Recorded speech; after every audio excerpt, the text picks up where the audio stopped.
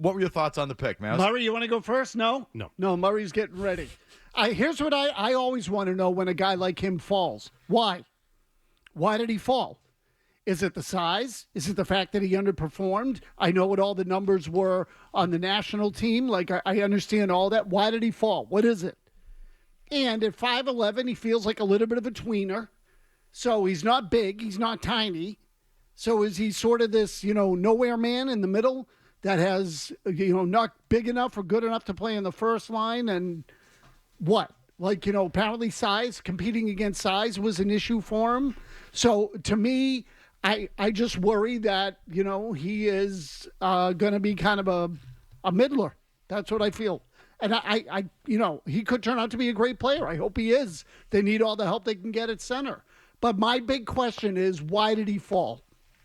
This was a guy that was projected in some preseason draft predictions to go number 1 in the draft. So just following some of the things that Mazz said, it is absolutely true. James Hagens, if you had looked at, early mock drafts last year at this time, or certainly even into the season, he was getting run as the number 1 overall pick. Correct. Okay. Then, for example, my draft magazine, the Hockey News Draft magazine, that was, obviously put to print months ago, had him as the 4th overall prospect. And he goes 7. So it's something like that. Right. That was the arc of it, where he was last year gotten some run as the number 1 overall pick. By the time he got to, draft season this time around, he had dropped to maybe 3 or 4. And draft night comes and he goes 7. So what happened? He put up, as Mazz alluded to, he put up huge numbers as a teenage player for the U.S. development team, the national program. Then he went to BC and had a kind of mediocre, underwhelming season. So is it just that he put up, pedestrian numbers there at BC? I think it was a point a game, 37 points in 37 games.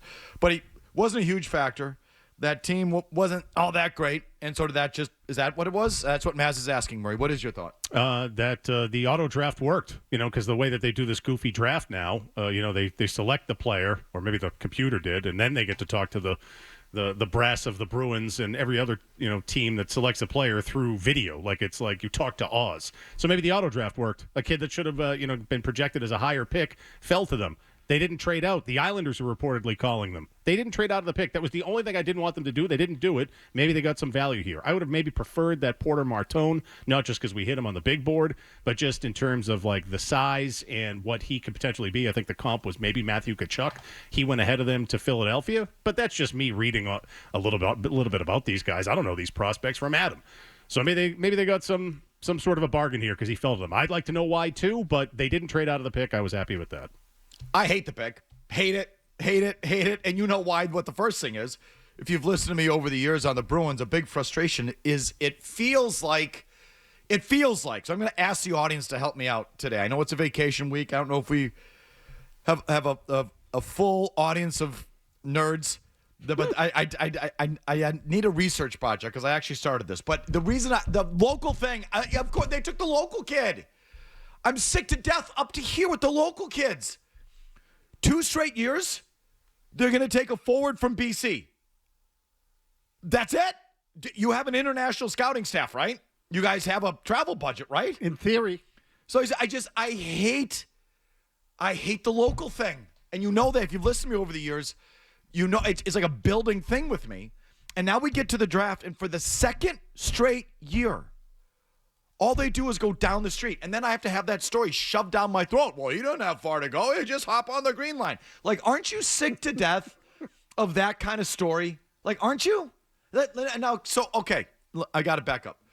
Here's I need help out there. I started to do this by myself, by hand, and I got through about 3 or 4 players. I said, there's no way I'm going to do this or be able to do it. I need a chat GPT. I need AI. I need something. Kevin was good enough to give it a shot, or Jim Murray gave it a shot as well. It's incomplete. Here's what I need. What NHL team has employed the most Hockey East players since 2015? Don Sweeney took over in 2015. So now we're going on 10. Yeah, right. Okay. Hockey East, former Hockey East players. This was his 11th draft. Yep. What team, not just drafted, but Yeah. just come through on the roster. How many?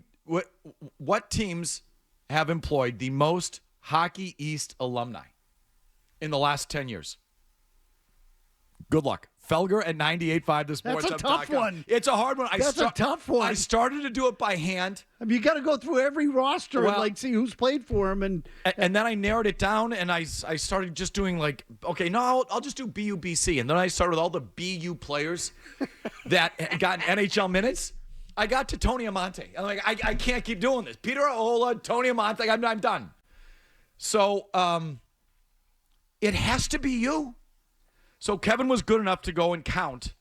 Since Don Sweeney took over in 2015, 2016, 25 players have come through here who played in Hockey East. And we're going to throw on 2 more who went to Harvard because might as well. right? Close enough. 27 effing kids have come through here since Don Sweeney took over who played in Hockey East.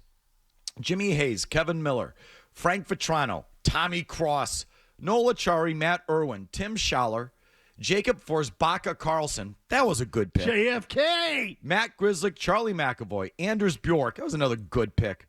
Brian Gianta, Charlie Coyle, Mark McLaughlin, Stephen Fogarty, Jeremy Swayman, Maine. Oh, right. AJ Greer, Daniel Renouf. That's one I don't remember. James Van Riemsdyk, Kevin Shattenkirk, Andrew Peak, Patrick Brown, Oliver Wallstrom, Mike Callahan, Riley Duran. A couple of those I don't know. And then Dominic Moore and Ryan Donato went to Harvard. 27 guys in 11 years. That someone tell me, is there another team that has more local guys on it? Okay? And I'm not going to just blow a stack today. I'm going to try and talk this out a little bit. Why do you think that is? Honestly. Familiarity. Why do you think so? Familiarity from who? From the fact that they can see them more frequently because they're right under their eyes. In other words, that's what I think it is. They see a lot of these kids because So when you say they, we got to bear that down. the Bruins scouting department. Okay, or Sweeney. They have international scouts. That's what I'm driving at. Can I give you an even further pessimistic view on it? They have international scouts. They have regional scouts, guys that live all over the country, all over the world, in charge of certain areas of the country or the world. So they're not all just here. Correct. So familiarity, yeah, Murray. Yeah, but still, you got to jump on a flight. Flights cost money. It's just it's just easier for these guys to go scout guys around here. And this is known as a hockey hotbed and college hockey hotbed, this part of the country. Go down to Connecticut, Quinnipiac as well. It's easier to get around here and cheaper. Is it lazy? Yeah, a little bit. I think that's part of it. A little bit. I do. Now, so what I was going to ask you is have they cut back on their scouting department at all? Or I say that just to bust their balls. What is their travel budget been cut? I just say that joking. Because they have it's a legit question. They have so many effing local kids on the team it's like, what is that? Why? Okay, so now I ask, is there a business thing? Do you think they think somewhere in the back of their minds, the more local kids we have, the more tickets we'll sell? There's a connection? Do they think fans get off on it? Do you get off on it? Do you? When Mark McLaughlin gets called up here, and he plays in his first game, and they show the family up in the luxury box. Is that like Bill Ricka's own, right? It's Bill Ricka, right? I think so, yeah. Right? Now you see the McLaughlins from Bill Ricka. Good Boston hockey people in the crowd. Yeah, that's us. Does that do it for you? They're the team I care about probably the most right now and have for a few years. No, I don't care any. Just get me good players. I don't care where the hell they're from. Saskatchewan, do you think they sell tickets? Russia, whatever. No. Do they sell tickets? I know Nesson loves the story. It's like the easiest, lamest, cliched story. Oh, all he did was hop on the green line. I got it. It's right down the street. I got it. Oh, he doesn't have to go far. Yeah, no, he doesn't have to go far. They shove that thing right down your throat, right? From Conte Forum to the Globe. Yeah, I got it. Yep, from Conte Forum to the Globe. Yep, got it. The guy kind of sucks. But yeah, he took the green line down. Do you care out there? I'm not a Bostonian, okay? I've lived here going on 37 years, okay? I've been here 37 years. I'm a big hockey fan. I'm a lifelong Bruins fan. I went to BU, where I was and still am, probably casually now, but a college hockey fan. Just go to a crap ton of BU games. I follow their team. I follow their former players.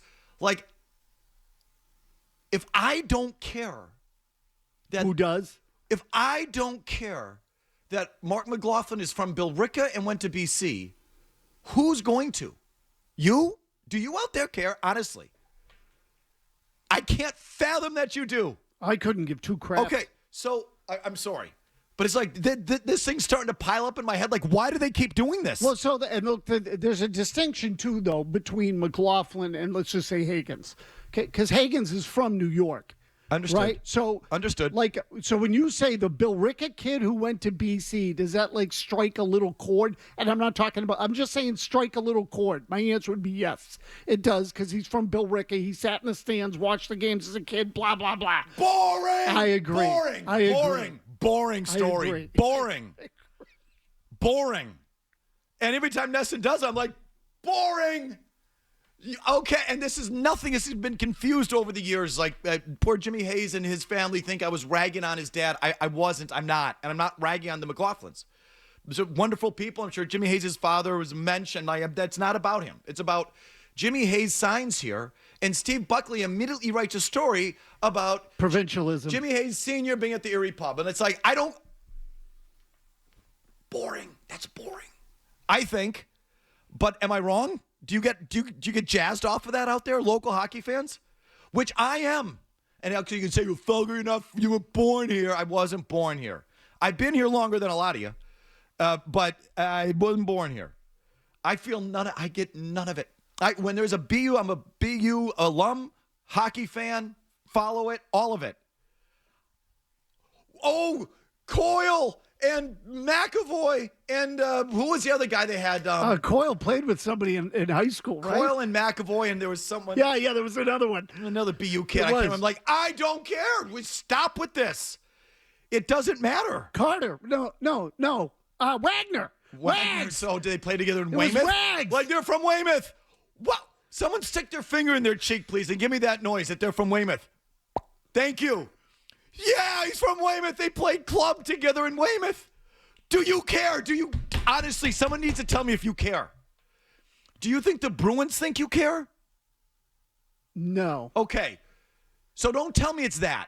At the end of the day, I think it has something to do with having access to them and seeing a lot of them, whether it's Sweeney or the staff. It's Sweeney. It has to be. They have scouts who live all over the place, I think. I think that's the way it works. There's someone who lives in Seattle who is like the Northwest regional scout, and he's a Bruins employee, and he doesn't. So it's not like they're schlepping out here to go see guys in the Western League or whatever. They have a guy there. So it's Sweeney. Is it Sweeney that he just defers to it because, hey, he's a local college hockey player, went to the Bruins, worked for me. I don't know. Someone's got to explain that to me.